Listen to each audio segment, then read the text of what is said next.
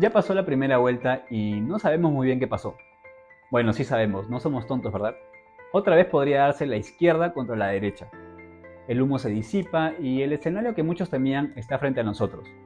Estamos a un paso de un giro de 180 grados. ¿Qué pasaría realmente si Perú se vuelve de izquierda, económicamente hablando? Las encuestas están divididas, pero los mercados de predicción como Polymarket, por ejemplo, ya están lanzando alertas. A día de hoy, y según Polymarket, hay un 10% de probabilidades de que las elecciones queden impugnadas o invalidadas por la tensión política. El dinero real ya está apostando al caos. ¿Qué pasaría con tus ahorros si el Banco Central de Reserva pierde su independencia? ¿O a cuánto subiría el dólar si los contratos mineros se rompen por un decreto? La historia de Latinoamérica nos ha dejado un guión que se repite casi paso a paso desde Caracas hasta Santiago. Así que prepárate, porque en esta segunda vuelta no solo se trata de un simple voto, sino de la estabilidad de los próximos años. Empezamos. Antes de hablar de números, hay que entender de dónde vienen estas palabras, porque la mayoría de gente usa izquierda y derecha sin saber que nacieron por un accidente de asientos, literalmente. Estamos en Francia en 1789.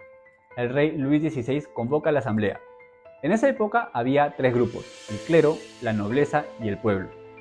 El problema es que el voto era por grupo, no por persona. El resultado, el clero y la nobleza siempre votaban juntos y le ganaban 2 contra 1 al pueblo. Siempre. Pero ese día la tensión explotó. Al sentarse, los que defendían el poder del rey, la tradición y el orden establecido se ubicaron a la derecha del presidente de la asamblea.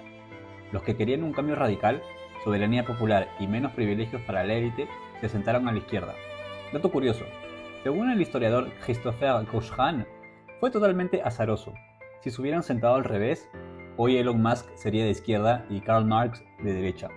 Así de ridículo es el origen. Pero aunque el origen fue un accidente, la evolución económica no lo es. Hoy, la diferencia se reduce a una sola pregunta: ¿quién debe mandar? ¿El Estado o el individuo? La izquierda económica cree que el mercado es injusto por naturaleza. Por eso el Estado debe ser el protagonista, regulando precios, controlando sectores estratégicos como la minería o el gas y redistribuyendo las riquezas mediante impuestos altos. Suena noble, hasta que te das cuenta de que para repartir la torta primero tienen que quitártela. Para ellos, el Estado es el motor. Por otro lado, la derecha económica piensa que el Estado es un administrador ineficiente. Apuestan por el libre mercado, menos regulación, menos impuestos y sobre todo por la inversión privada como el único motor real de crecimiento. Ninguna de las dos tiene la verdad absoluta, pero en América Latina, y esto es lo que nos duele hoy, los experimentos de izquierda radical han seguido un patrón que parece calcado. Un patrón casi perfecto. Empiezan con un discurso de justicia social, siguen con un consumo artificial financiado por el Estado y terminan siempre igual, con la moneda destruida, la inversión huyendo por la frontera y una clase media que desaparece de la noche a la mañana. No es pesimismo, es la autopsia de un fracaso recurrente. Y si no me crees, miremos los cadáveres económicos que este modelo ha dejado en el camino. Empezamos por el más doloroso. Empecemos por el fondo del abismo. Venezuela en los años 70 era la envidia del continente, el país más rico de América Latina, con una clase media sólida y el sueño del eterno petróleo. Pero en 1999 llega el populismo de Hugo Chávez y con él la receta clásica: nacionalizaciones, control de precios y un gasto social explosivo. Al principio la fiesta fue total. Con el petróleo a $100 el consumo subió y muchos estaban felices, pero era un bienestar artificial. Habían destruido el motor privado para poner un motor estatal que solo funcionaba con precios altos. Cuando el petróleo cayó en 2014, el motor se fundió. El resultado es escalofriante. Entre 2013 y 2020, el PBI de Venezuela se contrajo un 88%. Para que dimensionen la tragedia, la Gran Depresión de Estados Unidos fue una caída del 30%. Venezuela triplicó el peor desastre económico de la historia moderna, sin guerra y sin terremotos, solo con decretos. La pobreza saltó del 34 al 73%.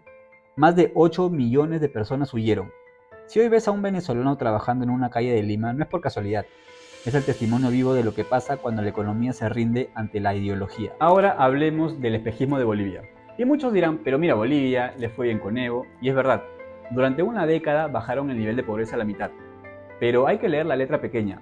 Evo tuvo dos cosas que hoy no tienen: estabilidad macroeconómica inicial y una suerte con los precios del gas increíble. Pero Bolivia no creó riqueza nueva, simplemente supo administrar muy bien la renta de un recurso natural. Pero hoy en 2026 el modelo boliviano está en cuidados intensivos. Ya no tienen dólares, no tienen gas y el Banco Central está rascando el fondo de la olla. La lección de Bolivia es clara. La izquierda puede funcionar siempre y cuando el recurso natural aguante. Pero una vez que la fiesta de los precios altos termina, no queda nada más que deuda y escasez. Perú tiene minería, sí, pero su margen de error es muy pequeño. Ahora miremos a Chile. Cuando Boric llegó en 2022, la apuesta era una izquierda moderna. La idea no era expropiar, pero sí expandir el rol del Estado. En el papel sonaba razonable, pero en la práctica el panorama fue más complejo. En 2023 la economía prácticamente no creció, pero fue por un ajuste post-pandemia. Pero además apareció un factor clave, la incertidumbre. ¿Por qué será? Un proceso constitucional abierto, cambios en discusión, reglas poco claras, y frente a eso la inversión privada hizo lo que suele hacer cuando no tiene certezas, esperar. No hubo una fuga masiva de capitales, fue algo más silencioso pero igual de costoso. Proyectos que no se lanzan, decisiones que se postergan y crecimiento que no ocurre. Con el tiempo el propio gobierno tuvo que moderar el tono y dar señales más claras al mercado. Y aquí está el punto. Puedes tener buenas intenciones y querer un Estado más presente, pero si en el camino debilitas la confianza, el costo económico aparece rápido. Porque al final, el crecimiento no lo decreta el Estado, lo construye, en gran parte la inversión privada. Y cuando esa inversión duda, todo el modelo empieza a quedarse sin impulso. Pero si quieres ver lo que está pasando ahora mismo, en abril del 2026, mira Colombia. Petro, al no poder pasar sus reformas en el Congreso, ha empezado a gobernar por decreto. Su último movimiento, ordenar el traslado forzoso de 25 billones de pesos de los fondos privados de pensiones al sistema público. La lección de Colombia es la más peligrosa. Cuando la izquierda se queda sin dinero para financiar su gasto social, el siguiente paso es ir por tus ahorros de toda la vida. Ya no es solo subir impuestos, es usar decretos para convertir tu jubilación privada en la caja chica del gobierno. Es el ejemplo vivo de que si las instituciones no son fuertes, ni tu pensión está segura. No necesitamos ver mapas ajenos ni pasaportes extranjeros para entender qué hace la izquierda cuando toma el control.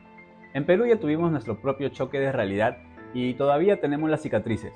En 2021 Pedro Castillo llegó con el mismo guión que hoy escuchamos. Asamblea Constituyente, nacionalización de recursos y renegociar contratos mineros. ¿Qué pasó? Los mercados no esperaron a que se pusiera la banda presidencial. El día que ganó la segunda vuelta, el dólar se disparó y el sol se derritió por el pánico. El mercado le puso precio al desastre antes de que ocurriera. Pero lo más imperdonable no fue solo la caída de la inversión privada del 7.3%. Lo realmente trágico fue el costo de oportunidad. Mientras Castillo cambiaba ministros como quien cambia de camisa y paralizaba proyectos mineros, el precio del cobre estaba en máximos históricos. El mundo nos estaba regalando un viento de cola perfecto, una oportunidad de oro para dar el salto al desarrollo y la desperdiciamos. Perú fue el único país de la región que logró contraer su economía en 2023 teniendo los precios de los metales a su favor. Eso no es mala suerte, es mala gestión ideológica. ¿Por qué dolió tanto? Porque el mercado no le teme a un hombre, le teme a la incertidumbre. Y lo más preocupante de Castillo no fue solo su ineptitud y su incapacidad para gobernar, fue el mensaje que le mandó al mundo, que en Perú las reglas del juego podían romperse por un capricho político. Y cuando los inversores ven que su propiedad no está segura, entonces toman su dinero y lo llevan a otro lugar. Castillo fue la prueba de que puedes tener todo el cobre del mundo en el subsuelo, pero si quien gobierna espanta al capital, entonces ese cobre no sirve para pagar ni una sola medicina en un hospital público. Ya vimos el tráiler de la película. La pregunta es, ¿queremos ver la función completa? Bueno, ya tienes el contexto histórico. Ahora vamos a los números fríos, porque el bolsillo no entiende de ideologías, entiende de aritmética. ¿Qué pasaría concretamente si un programa de izquierda radical se aplica mañana en Perú? Bueno, hoy Perú crece cerca de 3%. Nada extraordinario, pero es estable. Pero hay un detalle clave. Cerca del 80% de la inversión en el país es privada. Y esa inversión tiene una característica. Es extremadamente sensible a la incertidumbre. Eso ya lo vimos. En 2023, en medio de crisis política, la inversión cayó más de 7% y la economía terminó en recesión. Por eso, cuando la inversión frena, el crecimiento se resiente. No es ideología, es cómo reacciona la inversión. Y cuando la inversión duda, la economía lo siente. Y si hablamos de empleo, tenemos que hablar del campo.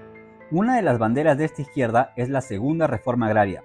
Suena bien en un discurso, pero ¿qué significa en la práctica? Significa poner en riesgo el éxito de la agroexportación en Ica, La Libertad, Piura. Si se eliminan los incentivos tributarios o se intenta fragmentar la propiedad de la tierra para volver a un modelo de subsistencia, destruiríamos una industria que exporta más de 10.000 millones de dólares anuales. El efecto sería devastador: menos dólares entrando al país, lo que empuja el tipo de cambio al alza, y una caída en la productividad que terminaría subiendo el precio de los alimentos en tu mesa. No estaríamos devolviendo la tierra, estaríamos exportando pobreza. Luego está el tema del Banco Central. Ya escuchamos a Roberto Sánchez decir en campaña que quiere fuera a Julio Velarde. Y tenemos a Antauro Humala cuestionando por qué no imprimimos billetes aquí o por qué no usamos las reservas para comprar oro masivamente. Tocar la autonomía del Banco Central de Reserva es jugar con fuego. Si deja de ser independiente y se convierte en la billetera del gobierno para financiar bonos o promesas políticas, la inflación se dispararía en poco tiempo. El sol perdería valor, el dólar subiría con fuerza y no por rumores, sino por miedo real a que el Perú pierda una de sus instituciones más sólidas. Lo que casi seguro pasaría con cualquier gobierno de izquierda radical es un patrón documentado. El gasto social sube para cumplir promesas de campaña, pero como la inversión privada se asusta y la recaudación cae, ese gasto se financia con deuda o con la maquinita. El riesgo no es que nos convirtamos en Venezuela de la noche a la mañana. El riesgo es que, por un experimento ideológico, tiremos a la basura 30 años de estabilidad monetaria, destruyamos el motor agroexportador y condenemos al Perú a otro ciclo de crecimiento perdido.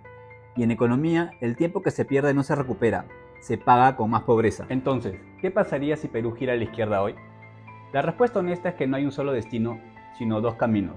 En el mejor escenario, una izquierda moderada que entienda que sin inversión no hay empleo ni programas sociales. Ahí el Perú no colapsa, pero se estanca, viendo cómo los países vecinos avanzan mientras nosotros seguimos en pausa. En el peor escenario, una izquierda radical que quiera cambiar las reglas, debilitar al Banco Central y castigar la inversión privada. Ahí no nos convertimos en Venezuela de la noche a la mañana, pero sí entramos en una espiral de incertidumbre, menos empleo y más fuga de oportunidades. Y la verdad más dura es esta: los errores políticos no los pagan los políticos, los paga la gente, los paga quien ve el precio del pollo subir mientras su sueldo no alcanza, los paga quien termina en el aeropuerto buscando el futuro que no encontró en su país. Porque Perú tiene demasiado potencial, tenemos recursos, talento y una capacidad enorme para salir adelante. Lo que no tenemos es margen para otro experimento fallido. Vota pensando en tu bolsillo, en tu familia y en el Perú que quieres dejar. ¿Tú qué piensas? Soy Ricardo, gracias por estar aquí y buen día y que la economía te sonría. Y que nos vemos en el próximo video. Chao.